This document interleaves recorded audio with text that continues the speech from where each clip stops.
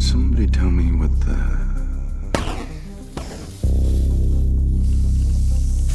Hey, it's got a zipper.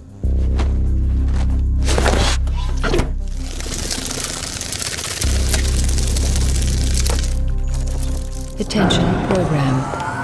You will receive an identity disc. Everything you do or learn will be imprinted on this disc. If you lose your disc or fail to follow commands, you will be subject to immediate de-resolution. Mirroring complete. Disc activated and synchronized. Proceed to games. Games? This movie was conceived to be a 3D film from the beginning, so it was shot with a newer generation version of the Fusion camera system developed by James Cameron and Vince Pace. But this is a true 3D film shot with 3D cameras, posted, all of our visual effects were done both eyes separately. There's no conversion in this movie. So, for movies like this, movies that take you into another world, I think 3D makes a lot of sense for people who want that kind of extra immersive experience. I don't think it makes sense for every movie. Personally, I think the idea of converting a 2D movie to 3D doesn't make a lot of sense because you simply can't, you can fake it, but you can't ever create the kind of continuous depth that you get from two distinct points of view in a movie like this.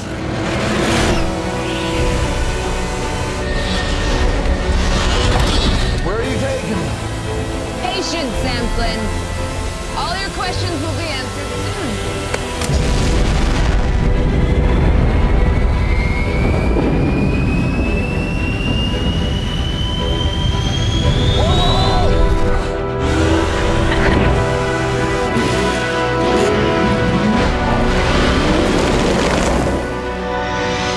I tried to build as much as possible. I mean, I think we built a lot more than you would expect for a film like this. I didn't want this to be a blue screen film, so every set that we could possibly build, we built. If at all possible, I made sure actors were never touching blue physically. Like even if something like the rectifier, even there, at least we had floors and walls built, if not, much beyond that. So I felt, it was my job to kind of surround them with as much as possible, and that was another reason to do the suits, just to make them all feel like they were in the grid as much as we could. Obviously, there are scenes like Light Cycles or Disc Wars where you just can't, there's nothing you can build for that. You just, it's got to be a fully kind of virtual scene. So in scenes like that, then it's about, filling in the blanks as much as possible through concept art and storyboards and rehearsals and previs and just building, at least in their imagination, as much of the world around them as possible, so that they're in the right headspace when they're playing the scene. Sam. Long time. You have no idea.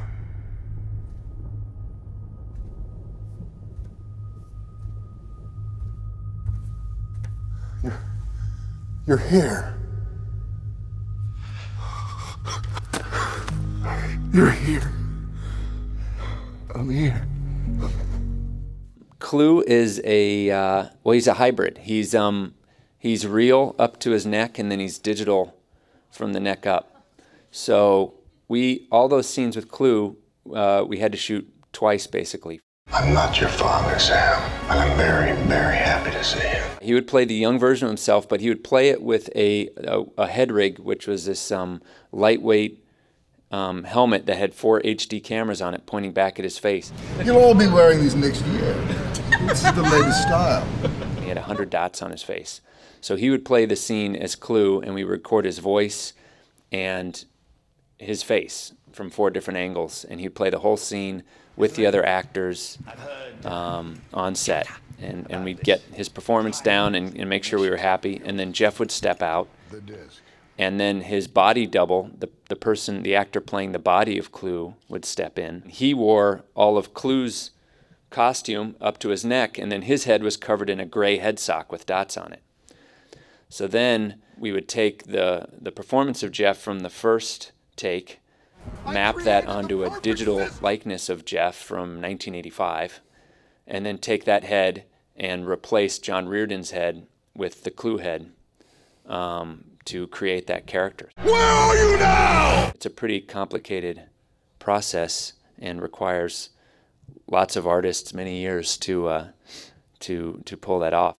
Ready to rock. But it starts with Jeff's performance at the heart of it.